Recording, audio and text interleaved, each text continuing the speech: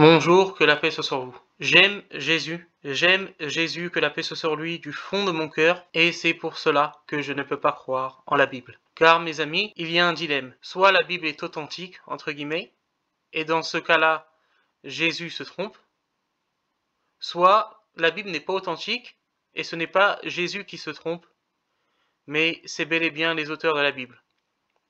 J'aime Jésus, que la paix soit sur lui en tant que musulman, c'est un des plus grands prophètes de l'islam. Et pour cette raison, je ne peux pas croire qu'il se soit trompé. Par contre, je pense que la Bible n'est pas la parole de Dieu. La Bible, à l'heure actuelle, a été falsifiée. Elle n'est pas dans son intégralité préservée. Et une partie de la Bible a été falsifiée. Je vais vous expliquer ce dilemme. On voit en fait ce dilemme, et c'est un dilemme très connu parmi les chrétiens, dans Matthieu 24, dans le chapitre 24 de l'Évangile selon Matthieu, où Jésus parle des événements de la fin des temps. En tout cas, où il est rapporté que Jésus parlerait des événements de la fin des temps. Et là, il y a un verset qui cause problème depuis toujours aux chrétiens, et on va en parler maintenant, si Dieu le veut. Déjà, au verset 24, il y a quelque chose d'important ici à dire, qui réfute les chrétiens, surtout les chrétiens qui nous disent « Convertissez-vous au christianisme, nous on a des miracles ». Jésus dit au verset 24, « Car il s'élèvera de faux Christ et de faux prophètes.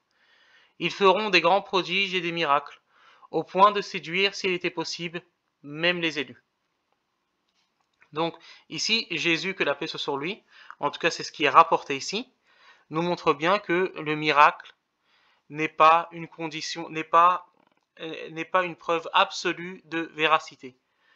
Et là, on peut dire que c'est en accord avec le reste de la Bible, puisque ailleurs, notamment dans l'Ancien Testament, il est dit que si un faux prophète vient et fait des miracles, ne l'écoutez pas, c'est moi qui vous l'ai envoyé. Mais tu aimeras l'Éternel ton Dieu de tout ton cœur, de toute ton âme. Donc, à partir de là, on voit que ces arguments, soi-disant arguments des chrétiens qui disent, et on va faire semblant de les croire, on fait des miracles, il y a des guérisons chez nous, c'est pas une preuve suffisante.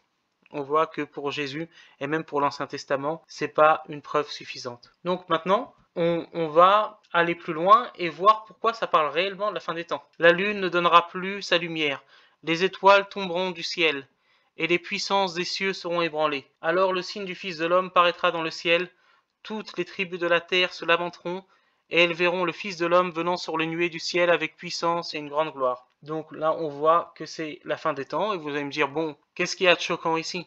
Jésus qui parle de la fin des temps, ça devrait pas choquer, ça me choque pas non plus. Ce qui me pose problème et qui pose problème à beaucoup de chrétiens, c'est le verset 34. Je vous le dis en vérité, cette génération ne passera point, que tout cela n'arrive. Certains chrétiens vont nous dire, oui, ça peut poser problème si on le lit de manière littérale, mais Jésus ne parle pas ici des signes de la fin des temps, il parle de la chute de Jérusalem, du temple, etc. Sauf que, on le voit ici, ce sont des signes apocalyptiques. Et il aurait dit, cette génération ne passera pas avant que toutes ces choses n'arrivent. Sauf que cette génération est passée et que la fin du monde n'est toujours pas arrivée, nous sommes en 2021. Et que l'explication chrétienne traditionnelle qui est de dire, oui, mais ça concerne la chute du temple de Jérusalem, c'est pas la fin du monde, on voit avec le reste du contexte de ce verset que ce n'est pas le cas, que c'est bel et bien, ici l'auteur Matthieu parle bel et bien de la fin du monde. Parce que je ne pense pas que Jésus puisse se tromper, que la paix soit sur lui. Donc l'erreur vient de Matthieu, l'erreur vient de quelqu'un d'autre, mais elle ne vient pas de Jésus. C'est pour cela que je dis aux chrétiens, soit vous croyez en la Bible, et dans ce cas-là, vous devez admettre que Jésus se serait trompé, soit vous croyez en Jésus et vous mécroyez en la Bible. Et dans ce cas-là, bienvenue en islam, chers frères et sœurs. Que Dieu vous bénisse et que Dieu vous garde.